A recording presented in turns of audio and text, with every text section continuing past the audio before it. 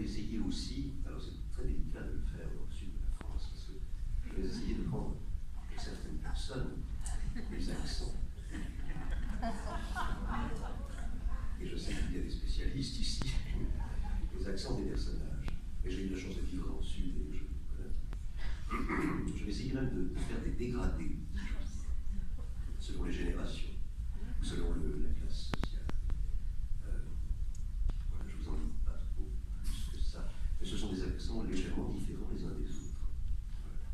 Donc c'est un peu difficile pour moi. J'espère que je vais y arriver.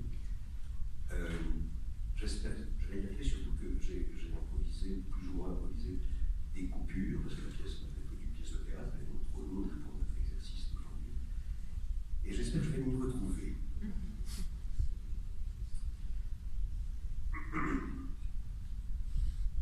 Acte premier tableau. La ferme de Castelet. Une cour ouvrant dans le fond par une grande porte charretière sur une route bordée de gros arbres poussiéreux, derrière lesquels on voit le Rhône.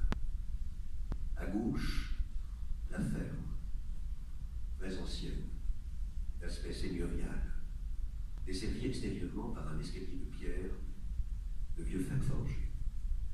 Le corps de logis du fond est surmonté d'une tourelle servant de grenier et s'ouvrant tout en haut, avec une poulie et des bottes de foin qui dépassent.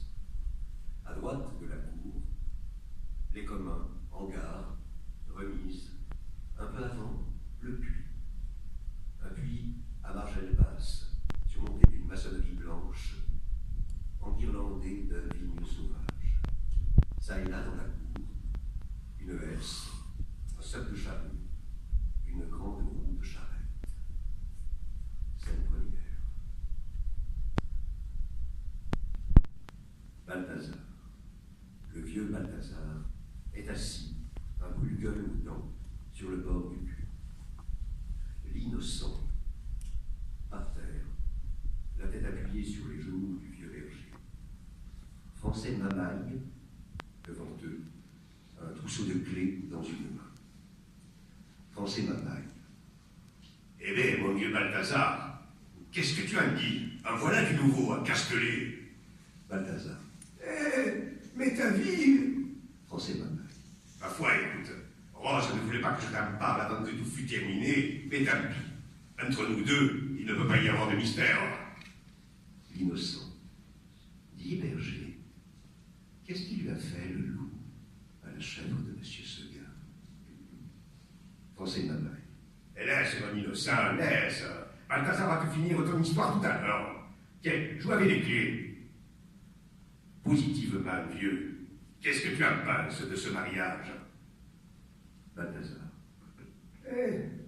D'abord, je trouve que votre frénélie est bien jeune et que vous êtes trop pressé de l'établir. Français mamaille. Eh mais cet homme, c'est lui qui est pressé, ce n'est pas nous. Puisque je te dis qu'il en est fou de son arlésienne. Depuis 3 mois qu'ils vont ensemble, il ne dort plus, il ne mange plus. C'est comme une fièvre d'amour que lui a donnée cette petite. Et puis enfin quoi, l'enfant a ses beaux 20 ans, et il a mis de s'en servir. Balthazar.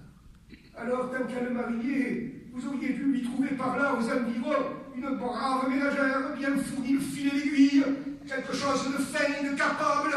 Tiens, elle est bien loin, la filleule de Rose, cette Vivette Renaud, que je vois trotter par ici dans le temps de la moisson. Voilà une femme comme il en aurait fallu. Français mamaille. Eh ben oui, mais comment faire? Puisqu'il a voulu en avoir une de la ville. Et voilà le malheur. De notre temps, c'était le père qui disait je veux. Aujourd'hui, ce sont les enfants. C'est vrai qu'on a toujours fait ses volontés à ce petit-là, et peut-être un peu plus que de raison. Eh bien, qu'il a faute. Voilà 15 ans que le père manque d'ici, Pécaille. Et ce n'est pas Rose ni moi qui pouvions le remplacer. Une mère et un grand-père. Ça a la main trop douce pour conduire les enfants. Et puis qu'est-ce que tu veux? Quand on en a qu'un, on est toujours plus faible. Et nous, c'est autant dire que nous n'avons que celui-là. Parce que son frère... Il montre l'innocent. L'innocent, agitant le trousseau de clés qu'il vient de faire reluire avec sa blouse. Grand-père, vois tes clés comme elles sont luisantes. Français mamaille. 14 ans à la chandeleur, si ce n'est pas pour faire pitié. Eh ouais, mon minot. Balthazar. La connaissez-vous bien au moins, cette fille d'Arles? Savez-vous tout au juste qui vous prenez? C'est que, prenez garde, dans ces grandes coquines de ville, ce n'est pas comme chez nous. Chez nous, tout le monde se connaît, on est au large, on se voit venir de loin, tandis que là-bas... Sois tranquille, j'ai pris mes précautions. Nous avons à Arles le frère de Rose. Le patron Marc. Tout juste. Avant de faire la demande, je lui ai envoyé par écrit le nom de la demoiselle et je l'ai chargé d'aller au renseignement. Tu sais s'il a l'œil ouvert, celui-là. Pas pour tirer des bécassines, toujours.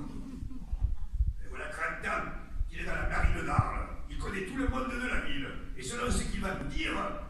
Rose m'amaille depuis la ferme. Eh bien, grand-père, Et le muscat? Français m'amaille. J'y suis, Rose. Donne vite les clés, mon minot. Et c'est ce grand Balthazar qui n'en finit plus avec ses histoires. Chut. Rose. Comment? Le berger est là, lui aussi. Les moutons se gardent tout seuls maintenant. Balthazar. Les moutons ne sortent pas, maîtresse. Les tondeurs sont arrivés ce matin. Rose. Déjà? Mais oui, nous voici au 1er mai. Avant 15 jours, je serai dans la montagne. Français m'amaille. Et il pourrait se faire tout de même que son départ fut retardé cette année, pas vrai, Rose? Rose. Voulez-vous bien vous taire, papa, et aller à votre muscat tout de suite? Nos gens seront arrivés que vous n'aurez pas seulement tiré une bouteille. On y va, on y va. Rose. Tu gardes l'enfant, Balthazar? Balthazar. Eh oui, allez, maîtresse. Scène 2. Balthazar est innocent. Balthazar. Pauvre innocent, je voudrais bien savoir qui s'en occupe quand je suis pas là. Ils n'ont tous des yeux que pour l'autre. Innocent. Dis-moi donc ce qui lui a fait le loup à la chèvre de Monsieur Seguin.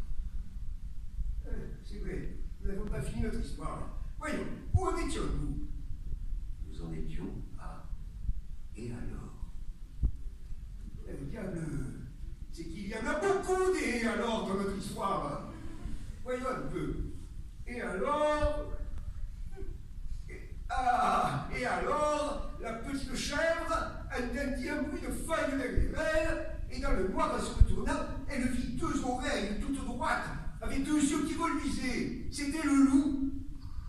Comme il savait bien qu'il la mangerait, le loup ne se pressait pas. Tu comprends, c'est leur planète aux loups de manger les petites chèvres. Seulement, quand elle se retourna, il se mit à rire méchamment. Hé, voilà la petite chèvre de Monsieur Seguin. Et il passait sa grosse langue rouge sur ses babines d'amadou. La chèvre aussi savait que le loup la mangerait, mais ça ne l'empêcha pas de se défendre comme une brave petite chèvre de Monsieur Seguin qu'elle était. Elle se battit toute la nuit.